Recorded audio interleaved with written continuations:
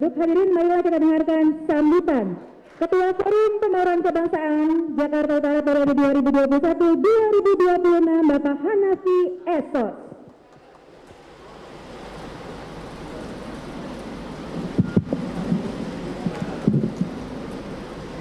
Assalamualaikum warahmatullahi wabarakatuh. Salam sejahtera untuk kita semua. Salam pembauran. Pertama, yang saya hormati Bapak Wali Kota Kota Administrasi Jakarta Utara. Kalau dari tadi beliau tidak disebutkan gelar yang lengkap, maka kami akan sebutkan Dr. Kiai Haji Ali Maulana Hakim, SIP, karena beliau bagaimanapun juga adalah seorang kiai yang menggeluti dunia birokrasi di Jakarta Utara. Yang kami hormati Bapak Wakil Wali Kota Jakarta Utara sekaligus Ketua Dewan Pembina Forum Pembauran Kebangsaan, yang pada pagi hari ini menjelang siang ini beliau juga sudah hadir di tengah-tengah kita. Yang saya hormati Kepala Kesbangpol Kota Administrasi Jakarta Utara Bapak Ian Sofyan, yang selalu nasihat dan bimbingannya selalu kami taati. Yang kami tak lupa juga hormati Dandim 0502 Jakarta Utara, yang kami hormati Kapolres Metro Jakarta Utara, Kepala Badan Kesbang Pol DKI Jakarta atau yang mewakili, ini abang saya Pak Asik, kebetulan beliau mewakili pada pagi hari ini. Para pejabat pemerintah Kota Administrasi Jakarta Utara yang tidak mungkin saya sebutkan satu persatu, namun tidak mengurangi rasa hormat saya secara pribadi. Ketua FPK DKI Jakarta yang pada pagi hari ini juga sudah hadir menyempatkan waktu di tengah-tengah kita. Ketua FPK Kota Administrasi Se-Provinsi DKI Jakarta, baik yang sudah hadir di tengah-tengah kita maupun yang mengikuti Zoom meeting melalui virtual, karena tadi ada beberapa yang konfirmasi tidak bisa hadir, namun dengan semangat kebangsaan bahwa komitmen untuk kebersamaan, mereka tetap mengikuti secara virtual di tempat masing-masing. Ketua Dewan Kota yang telah hadir juga pada hari ini, abang saya, tadi juga hadir di sini.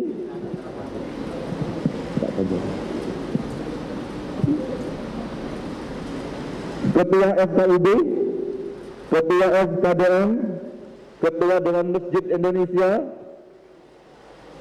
serta Bapak Ibu tokoh etnis yang telah hadir pada pagi hari ini, yang tak lupa juga saya hormati. Tidak bisa saya sebutkan satu persatu, namun lagi-lagi tidak mengurangi rasa hormat saya secara pribadi. Dan yang tak lupa saya hormati Bapak Kajari Kota Administrasi Jakarta Utara, yang juga sudah hadir di tengah-tengah kita. Yang tak lupa juga saya hormati Kepala Cabang Bank DKI, yang kebetulan dalam acara ini Bank DKI berkontribusi dalam penyelenggaraan pengukuhan dan pelantikan Forum Pembauran Kebangsaan yang dilakukan pada pagi hari ini. Perwakilan dari BPJS Ketenagakerjaan yang juga sudah hadir pada pagi hari ini. Bapak Ibu hadirin para undangan yang mudah-mudahan dirahmati Allah Subhanahu wa taala, tidak berlebihan kiranya jika pada pagi hari ini kita panjatkan puji syukur kepada Allah Subhanahu wa taala yang telah memberikan segenap rahmat, hidayat dan taufiknya kepada kita, sehingga kita dapat berkumpul dan bersilaturahim di ruangan yang penuh dengan rahmat dan maghfirah Allah ini. Kenapa dengan demikian? Karena kenapa kita harus bersyukur kepada Allah Subhanahu wa taala, Tuhan yang Maha Esa. Karena bagaimanapun juga fondasi kemerdekaan kita didirikan di atas ketuhanan yang Maha Esa. Disitulah sesungguhnya kenapa kita harus bersyukur kepada Allah Subhanahu wa taala, Tuhan yang Maha Esa, karena kemerdekaan kita pun itu atas anugerah dan rahmat Allah yang Maha Kuasa. Bapak Ibu yang dirahmati Allah Subhanahu wa taala, pertama sebelum saya menyampaikan tentang peran dan fungsi FPK, bagaimana seharusnya FPK memfungsikan dirinya di tengah-tengah keberagaman budaya, etnis, keberagaman sosial, keagamaan, dan keberagaman hal-hal yang lain. Pertama saya sampaikan permohonan maaf yang sebesar-besarnya kepada seluruh para undangan yang telah hadir pada pagi hari ini jika penyelenggaraan kegiatan pengukuhan Forum Pembauran Kebangsaan ini tidak sesuai dengan apa yang diinginkan. Inilah karya dan kemampuan teman-teman FPK dalam rangka mewujudkan keberagaman yang ada di DKI Jakarta, khususnya di Jakarta Utara. Yang kedua, saya mengucapkan banyak terima kasih kepada seluruh para undangan yang sudah menyempatkan waktunya hadir di tengah-tengah kita. Karena saya yakin pada pagi hari ini seluruh yang hadir di ruangan ini memiliki kesibukan dan kegiatan masing-masing. Komitmen untuk hadir dan menghadiri undangan Forum Pembauran Kebangsaan adalah komitmen kebangsaan. Bagaimana supaya di tengah-tengah keberagaman yang ada di tengah-tengah kita menjadi wujud nyata, menjadi potensi, menjadi keberagaman yang tidak lagi menimbulkan konflik di mana-mana, akan tapi justru keberagaman itu akan kita jadikan penguat bagaimana harmonisasi itu tercipta di antara seluruh etnis yang ada di Jakarta Utara, khususnya umumnya di DKI Jakarta. Hadirin para undangan yang saya hormati, pada pengukuhan Forum Pembauran Kebangsaan ini perlu kami sampaikan, Forum Pembauran Kebangsaan sengaja mengambil tema harmonisasi keberagaman dalam Bhinneka Tunggal Ika. Kenapa demikian? Karena peran dan fungsi FPK Forum Pembauran Kebangsaan seharusnya memposisikan dirinya pada posisi bagaimana menjadi stakeholder, bagaimana menjadi lembaga, bagaimana menjadi institusi yang mampu memerankan dirinya untuk dapat menciptakan harmonisasi di seluruh lapisan masyarakat, terutama hal-hal yang terkait dengan keetnisan kita masing-masing. Nah, dengan demikian saya ingat betul proklamator kita, Bung Karno itu adalah seorang insinyur.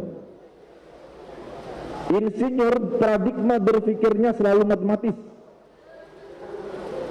Dalam rumus matematika, pecahan-pecahan itu tidak akan bisa disamakan, tidak akan bisa dijumlahkan kecuali pembilangnya disamakan terlebih dahulu.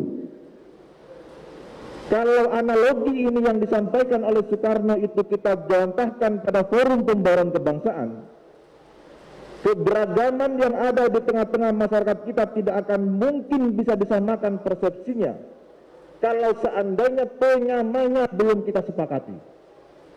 Maka kita setuju, kita ikrarkan ulang, bukan dalam rangka untuk merumuskan ulang bahwa Pancasila sebagai falsafah dan pandangan hidup kita itu sudah final dan titik untuk diterapkan dalam kehidupan bermasyarakat. Ini yang disebut dengan pembilang bahwa persamaan-persamaan yang ada di tengah-tengah kita harus dapat dirajut dan disamakan dengan konsep falsafah Pancasila dalam keberagaman dan kehidupan berbangsa dan bernegara kita. Untuk menciptakan harmonisasi yang seperti ini, apa sesungguhnya peran FPK nanti ke depan? Kalau seandainya FPK nanti memerankan dan berfungsi sebagai tenaga, sebagai institusi, maka minimal ada dua yang harus kita sampaikan sekaligus menjadi laporan kepada Pak Wakil Wali Kota selaku Dewan Pembina dan seluruh stakeholder yang ada di Jakarta Utara. Pertama adalah FPK harus memerankan diri memfasilitasi komunikasi dan tukar-menukar pengalaman di antara semua etnis yang ada. Implementasi dari program itu kita akan lakukan kajian-kajian keetnisan yang akan dilakukan per 3 bulan sekali semuanya di ruang lantai 8 kantor FPK.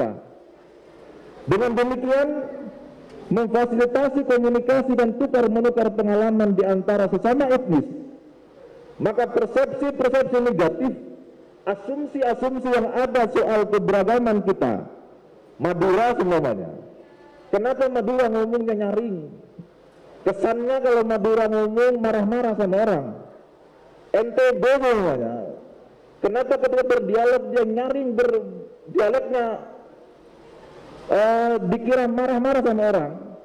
Kalau kita tidak memahami budaya dan adat istiadat masing-masing, kalau kajian-kajian keetnisan tidak diambil alih oleh forum pembauran kebangsaan sebagai bentuk nyata fungsi dan perannya sebagai memfasilitasi komunikasi dan tukar-menukar pengalaman di antara sesama etnis, maka persepsi, asumsi itu akan ada, padahal secara budaya dan secara geografis, karena Madura dan NTB semuanya letak geografisnya di daerah pesisir, jadi tuntutan bagi orang Madura dan orang NTB untuk bicara, untuk ngomong secara lantang dan ngomong secara kasar.